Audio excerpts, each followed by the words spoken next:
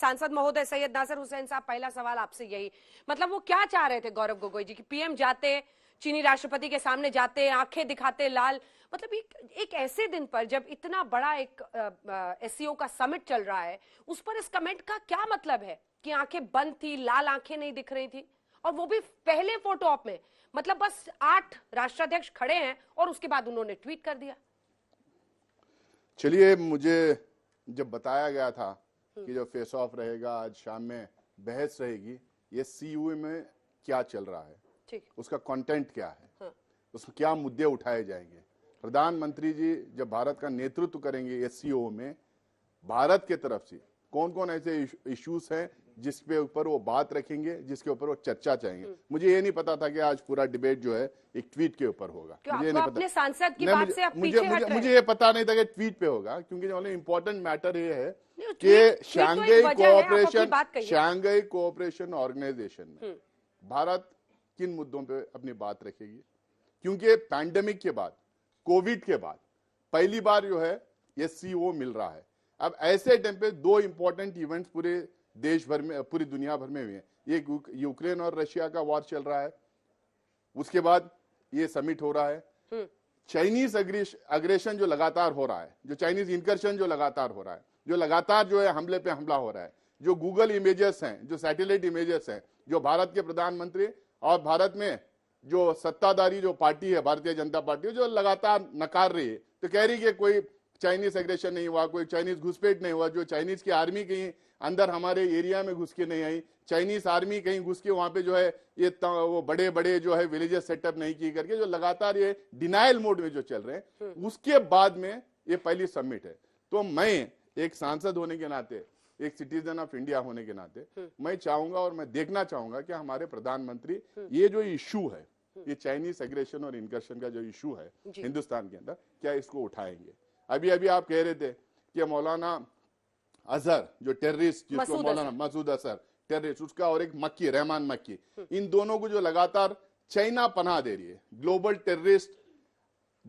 Terrorist करार देने में जो लगातार बीच में आ रही है, उनको जो प्रोटेक्ट कर रही है, क्या ये मुद्दा उठाएंगे। टापी और आईपीआई जो लगातार पाकिस्तान रोक रखी है, जो एनर्जी प्रोजेक्ट्स हैं, जो टापी जो है तुर्कमेनिस्तान, अफगानिस्तान, पाकिस्तान और इंडिया का जो पावर जो एनर्जी प्रोजेक्ट है, आईपीए जो ईरान, पाकिस्तान और इंडिया का जो पावर प्रोजेक्ट, ये प्रोजेक्ट एनर्जी प्रोजेक्ट है, तो इसको जो रोक रखिए कि इसके ऊपर बहस होगी। मैं ज्यादा इसमें इंटरेस्टेड रहूंगा, ना कि जो कौन कहाँ खड़े और कौन कहाँ ना खड़े, क्योंकि जो ये बोस्ट करने की जो आदत है भारतीय जनता पार्टी के, इमेज मेक ओवर करने की आदत जो भारतीय जनता पार्टी की है, हम रियलिटी में जीते हैं। हमको पता है हिंदुस्तान की स्टैंडिंग 1947 से अब तक कहाँ है, किस तरह से पहले प्रधानमंत्री जवाहरलाल नेहरू जी से लेके मनमोहन सिंह तक, उसमें बीच में अटल बिहारी वाजपेयी भी थे, उनके समेत किस तरह से दुनिया हमारे प्रधानमंत्रियों को देखती थी, किस तरह से उनको वेलकम करती थी, किस तरह से उनकी इज्जत देती थी, वेलकम नहीं हो रहा है, वो किस तरह से उनकी इज्जत होती थी, किस तरह उनका लाइनअप होता था, कौन सा यूएस प्रेसिडेंट जो है हवाई जहाज के नीचे स्टेयरकेस तक आके रिसीव करता है, ये सब देखे। मैं उस बहस में ज्यादा इंटरेस्टेड नहीं हूं, क्योंकि आज का कंटेंट जो है बहुत ही इंपॉर्टेंट जो है एक इवेंट चल रहा है, इस कंटेंट में मैं ज्यादा इंटरेस्टेड। आप अपने सांसद की बात को आप ही रफा दफा कर रहे हैं, आप उसमें इंटरेस्ट नहीं ले रहे हैं, अच्छी बात है। सुधांशु जी वो सीधी चुनौती दे रहे हैं और वो बता रहे हैं कि भारत ने कई शक्तिशाली प्रधानमंत्री दिए हैं, जो आप दावा करते हैं और दम भरते हैं उसमें कमी रही है। देखिए PP 15 पर डिसएंगेजमेंट हुआ है पेट्रोलिंग पॉइंट 15 पे, लेकिन डेप्सांग और डेमचौक दोनों को लेकर अभी भी विवाद है। कई सारे मुद्दे हैं आउटस्टैंडिंग भारत चीन के बीच में। मसूद अजहर अफगानिस्तान में है, अभी अभी जानकारी आई है, और उस पर शहबाज शरीफ कुछ बोल नहीं रहे। हाँ, इनकी बात में संशोधन कर दूं, शायद उन्हें ना ध्यान आ रहा हो, मसूद अजहर को आतंकवादी घोषित किया जा चुका है अप्रैल 2019 में यूनाइटेड नेशंस के द्वारा, जबकि एड़ी चोटी का जोर लगा लिया था चाइना ने, उसके बाद भी नहीं रुकवा पाया था।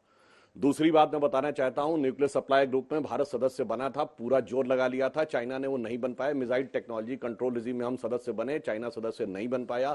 और धारा 370 के बाद कितना गिड़गिड़ाया जाके पाकिस्तान, मगर चाइना एक लाइन की भी कभी कोई एक मीटिंग के लिए रेजोल्यूशन नहीं ला पाया। ये एक हकीकत है, इन बातों को मानना चाहिए। और प्रधानमंत्री कितने शक्तिशाली थे पूर्ववर्ती, उदाहरण के साथ बोलता हूं। सबसे पहले इनके जो लेटेस्ट प्रधानमंत्री हुए हैं मनमोहन सिंह जी, कितने शक्तिशाली थे बताने की जरूरत नहीं है। और मैं बताता हूं प्रमाण के साथ, बैरक ओबामा ने अपनी किताब द प्रॉमिस लैंड में 2010 की भारत की विजिट पर मनमोहन सिंह जी के साथ बातचीत के आधार पर लिखा कि 26/11 के हमले के बाद भारत की सेना आक्रमण के लिए तैयार थी, पर उस समय के प्रधानमंत्री ने निर्णय इसलिए नहीं लिया क्योंकि उन्हें लगा कि उससे उपजे वातावरण से भाजपा को फायदा ना हो जाए। यह शक्ति का अपरिमित प्रतीक है। दूसरा उदाहरण बताता हूं, 2006 में गॉर्डन ब्राउन के सामने, ब्रिटिश प्राइम मिनिस्टर के सामने जाकर उन्होंने कैम्ब्रिज में बोला, हमने आपसे बहुत कुछ सीखा है, आपके जमाने में बहुत कुछ अच्छा था। यह शक्ति का दूसरा प्रतीक है। अब मैं आपको बताता हूं, इससे पूर्व के जो प्रधानमंत्री जिनको ये बहुत शक्तिशाली प्रधानमंत्री मानते हैं, इंदिरा जी कितनी शक्तिशाली थी, इसके लिए मैं कहता हूं ना मेरी बात मानिए ना इनकी। Mitrokhin's archive KGB and the world part 2 में जाके पढ़िए कि कांग्रेस की गवर्नमेंट 70 के दशक में किस कदर इनके प्रभाव में थी। यूरी बेजमेनेव जो कि एक पत्रकार के रूप में रहता था, उसका पढ़िए। जवाहरलाल नेहरू जी कितने शक्तिशाली थे। जॉन केनेथ गैल्ब्रिथ सबसे लंबे समय यूएस का एम्बेसडर रहा और उसने 1960-61 की अमेरिका विजिट के ऊपर लिखा, देखिए मैं व्यक्तिगत टिप्पणी नहीं कर रहा था, पर उसने कहा कि जॉन एफ कैनेडी इस बात को लेकर बहुत दुखी थे या थोड़े अप्रसन्न थे कि जब नेहरू जी से बात हो रही थी डिनर के ऊपर, तो वो कैनेडी से बात करने के बजाय, मेरे वर्ड नहीं है, जेके गैल्ब्रिथ के वर्ड हैं, एम्बेसडर जनरल, उसने अपनी बुक में लिखा है, कैनेडी से बात करने के बजाय जैकलिन कैनेडी से बात करने में ज्यादा इंटरेस्ट ले रहे थे। कितने शक्तिशाली, कितने चुन महान चुनकर थे। किताबें उठाकर आप भारत के पूरे इतिहास को रफा दफा कर रहे हैं कि फला ने कहा, मैंने नहीं बोला है, फला ने लिखा है, मैंने नहीं कहा है, उन्होंने लिखा है। लेकिन सवाल यह है ना कि वहीं से निकलकर आज विदेश भारत यहाँ नीति पर की तो बात पहुंचा चल हुआ रही, है। तो मैं तो फैक्ट के साथ बोल रहा हूँ, क्या कोई interview कर 19-20 सकता हूं नहीं बोल रहा हूं। और हम ये भी कहते हैं, अच्छा चलिए एक लाइन में सारी की सारी इनकी पॉलिसी समराइज कर देते हैं, इन्हीं के प्रधानमंत्रियों को समर्पित। क्या विदेश नीति थी? चीन छीन देश का गुलाब ले गया। नेहरू जी कहा जाता ना, चीन के सदमे में ही उनको बहुत आघात लगा था। और ताशकंद में वतन का लाल सो गया। और ये सुलह की शक्ल को संवारते रहे और जीतने के बाद बाजी हारते रहे।